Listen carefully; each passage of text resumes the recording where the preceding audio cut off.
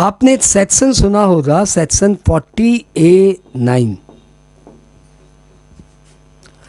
इस 40A9 ये PGBP का सेक्शन है। इसमें लिखा हुआ है employers contribution to unapproved employee welfare fund is disallowed. I repeat, employers contribution to unapproved employee welfare fund is disallowed. ठीक है। हमारी स्टेट बैंक ऑफ इंडिया ने क्या किया, अपने कुछ एम्प्लॉयज़ के हेल्थ के लिए एक फंड बना के उसमें कुछ रुपए ट्रांसफ़र कर दिए। एम्प्लॉयज़ वेलफेयर के लिए एम्प्लॉयज़ का हेल्थ का फंड बनाया और उसमें रुपए ट्रांसफ़र कर दिए, और बाद में उन्होंने इसे क्लेम किया। जब उन्होंने इस एक्सपेंडिचर को क्लेम किया तो असेसिंग ऑफिसर ने यह बोला कि this employee health fund is not approved by CIT. SBI ने प्ली ये दिया कि देखिए ये जेन्युइन फंड बनाया हुआ है जिसमें हमारा कोई भी कंट्रोल नहीं है, ये फंड हमने ट्रांसफ़र कर दिया है और एम्प्लॉय इसे मैनेज करते हैं। 40A9 का औचित्य ये है कि एम्प्लॉयर कोई ऐसे फंड में रुपए ट्रांसफ़र ना कर दे जो कि नाम तो एम्प्लॉय का हो लेकिन कंट्रोल जिस पे एम्प्लॉयर का ही रहता है।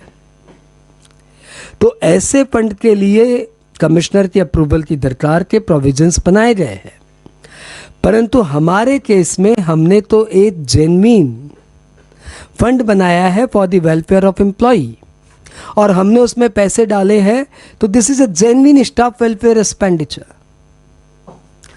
डिपार्टमेंट बोला भैया देखो हम तो ये नहीं जानते, हम तो सिर्फ सेक्शन 40A9 जानते हैं जिसमें लिखा हुआ है employers contribution to any fund which is not approved by the CIT is disallowed.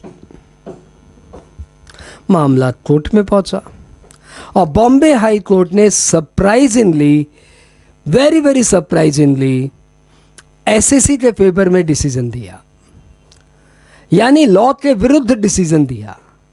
Section 40A9 clearly बोल रहा है कि कोई भी employer contribution to any fund which is not approved by commissioner of income tax is disallowed.